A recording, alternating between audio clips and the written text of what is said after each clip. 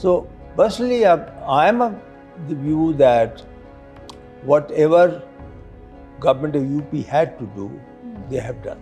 But are you hurt by the allegations? Devotees' contribution has gone to individual.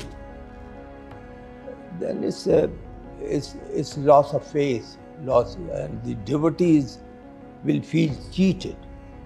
Each of the gadget which is put up, be it sewage treatment plant, solar, whatever, each one of them requires, even that solar light on the deity, each one of them requires O&M manual. As a citizen, you and I, everybody, we are hurt. Hello and welcome to ThePrint. We have with us Nripendra Misra, who is the chairman of the construction committee of Ram Mandir. Sir, it was often said that, I think in your own words, you had called it a dream project, Ram Mandir. Construction is complete. What next? Are we looking at the management, how to manage it more efficiently? What next for Ram Mandir? Actually, the construction committee was born out of Supreme Court judgment, which was there in 2019. So if the construction work is complete, I would assume that the relevance of construction committee is also not there. So I don't think construction committee as such will look into issues of management of the trust. There is a full trust constituted. As chairman construction committee, I am ex officio member, but I am not a regular member of the trust. But is the construction fully complete, or are there some aspects which are still under construction? There are two items which are not complete, or rather I would say three. One now, very late addition was the construction of boundary wall, which is about 4 kilometers long around, and it is more or less going to replace the barbed wire there. So that construction is started. The job has been given to Engineers India Limited. Hopefully that should be complete by December 2026. The second, outside the complex, temple complex, there are two projects. One is the auditorium and trust office, which is under construction. And the last item is the Ram Katha Sangrahalaya. Right. There was already International Ram Katha Sangrahalaya of the State Tourism Department. We wrote a letter to the State Tourism Department that, look, we are better placed to take care of it in terms of its budget, in terms of the personnel, etc. Therefore, if it is handed over to us, then we would totally renovate, rewrite the galleries and do it. So they agreed, and we have signed MOU by which a lease of 30 years has been given to us, and we have been allowed that we can do necessary changes in the script, curation, and also the civil construction which is necessary. That work is on. We have a chief curator there. The job has been given to IIT Madras. They are the people who are doing this work of gallery.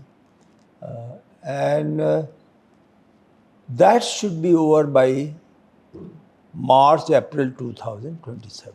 Right. So all these are outside the temple complex.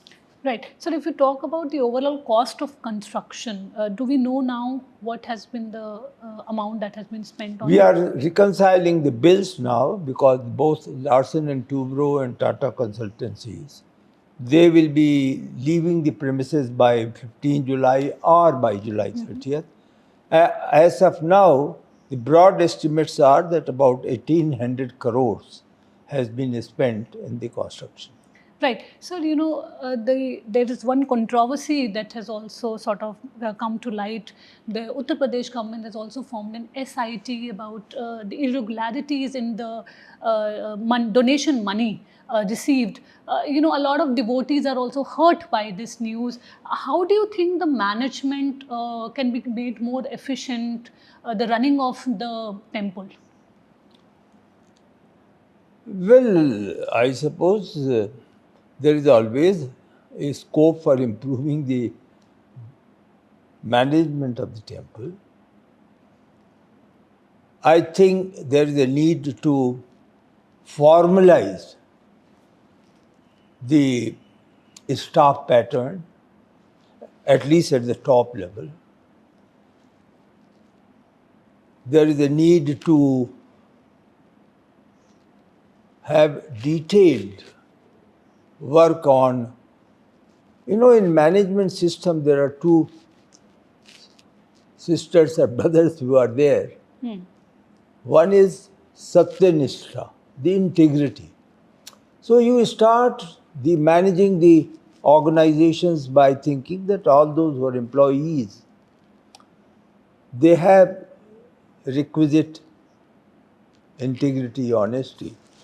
It becomes more important in institutions such as Ayodhya Trust, Ram Mandir Trust, because there about 70% or even more, they are working there as Swam Sevak. They have given, many of them have got nothing else except that they have come here to stay and work. I mean, there is one engineer who, with his wife, has come. He doesn't take salary. The trust is taking care of his estate. That is, he has been given a room. The trust provides food because the food is cooked for many people. He is one of them. And he just stays there after he has taken retirement and after 40, 50 years. So like that, there are many, many, many people who are doing. Now, when you come to this level of Swam Sevaks, then the vigilance becomes all the more important. The role of vigilance becomes more important. So if you are talking about future, I think there is a need to formalize the administration, and there is a need to have a manual of vigilance on everything. There are huge operation and management O&M today. Each of the gadget which is put up, be it sewage treatment plant, solar, whatever, each one of them requires, even that solar light on the deity, each one of them requires O&M manual. So I think there is that need. I'm very sure SIT is looking into these matters, and they may contribute in this also. Do you think like a professional CEO or someone who can manage it much better, something like that? You see, SIT is looking, so I am hesitating in making very specific observations. But your view on that is what I'm asking. But no, since I have already said that openly, I would say yes. The CEO should be appointed, and CEO should work with the trust. No one is asking that the articles should be changed, the bylaws should be changed, but there has to be a CEO who has the experience working in Uttar Pradesh, because it is Ayodhya. You must know Uttar Pradesh, only then you can manage it properly. You have to manage with the trustees, all of them. So it does require, and he, if he is retired or serving, has to be very serious. There is a model in Tirupati. I'm not saying bring the act, Right. but Tirupati has got a person of the commissioner rank as the chief administrative officer. And each one of them have generally stayed for 5 years, 7 years, like that. And manages the. And they manage the entire show. So that is what is needed here. Right, so it's been almost over 4 years. This is the first time that a controversy of this kind, has been related with Ram Mandir. As I said earlier, one of your dream projects. Do you think the government has acted in time? Because the opposition has been very critical of the role of the government also as far as this the issue of irregularities of donation is concerned. No, you see, it's an autonomous institution. Right. The Supreme Court judgment says that there will be no interference of the government. So to blame anybody in the government, I suppose it's okay. I don't want to enter into political arena. But the fact is that when the request was made by trust, the trust wrote a letter to the government. They decided and issued notification in 12 hours. What more is required? And they have asked for a report, two reports. One report is preliminary inquiry report. The second is final report in 15 days. And at least my understanding is that if in the preliminary inquiry report they find any kind of financial irregularity, they may convert the preliminary inquiry report into FIR. Okay. So that is how I feel perhaps the Things will move. the movement will be of this. So personally, I am of the view that whatever government of UP had to do, they have done. But are you hurt by the allegations? I mean, suddenly, as I said, span of 4 years, everything was going fine, and suddenly this allegation, which everyone is sort of now talking about. You see, I'm not hurt, but it's very painful because if, let us say, even a pie has gone of devotees' contribution has gone to individual, then it's loss of faith, and the devotees will feel cheated. So, as a citizen, you and I, everybody, we are hurt. I mean, there was a time I often quote the ultimate integrity. You of course, you are a product of modern tech era. Therefore, you will perhaps consider it very foolish. But Abe Lincoln, the president. I'm taking your time. No, please. But I'm very impressed with that, and therefore I have to take your time. Lincoln started his career as a postman. And those days, the money order was given where the postman delivered. He was so particular that if the $100 note was given, the same dollar note he gave to the person who received it. That's the integrity. The temple requires that level of integrity, that whatever comes, every pie should be transparently put on notice. Let people see it. Let every day's contribution be counted next day and let people see it. I'm sure these things now will come up now and improvement will happen. Right, sir, as we also pointed out, construction is complete. What would be your role now as far as Ram Mandir is concerned? Stop going to Ayodhya. No, I thought we'll be seeing you in a different role. I'm here as chairman, PMML.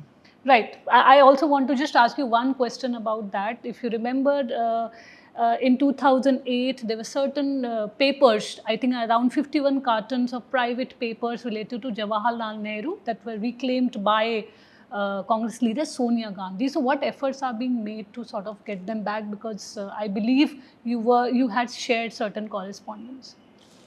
The General Council met and they said that we must make all efforts to get those papers because that is something on which researchers should do whatever they want to do.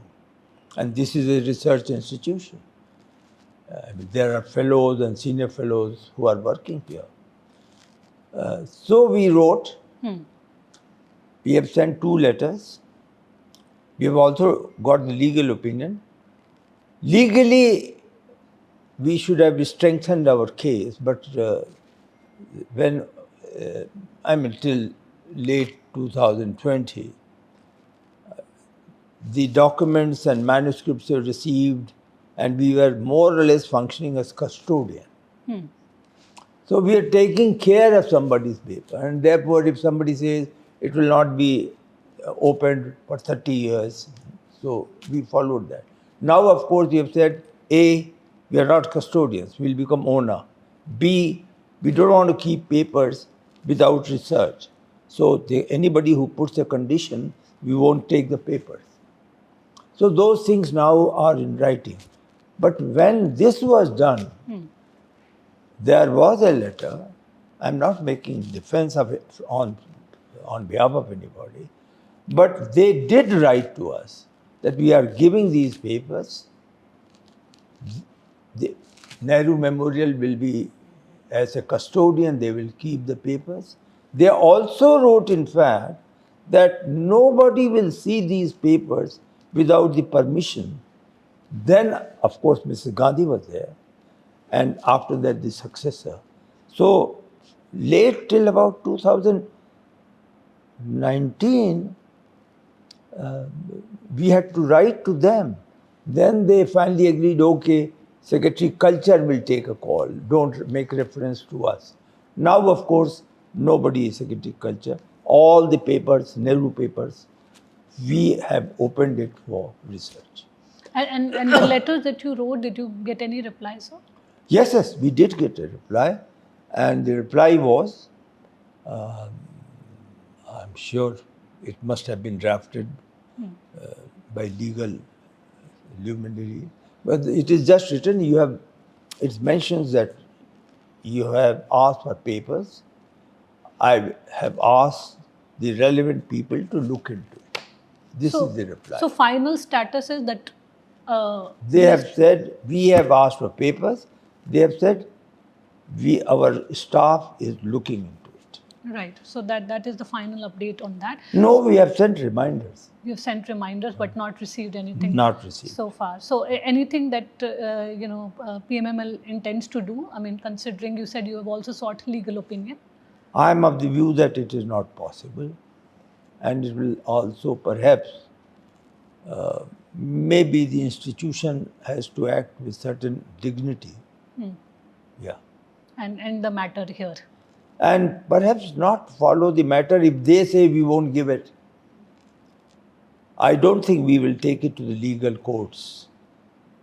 Right. Sir, I just want to end this interview with one more question on Ram Mandir. As I said that, this is one temple which sees visitors not just from India, but, from the global arena also.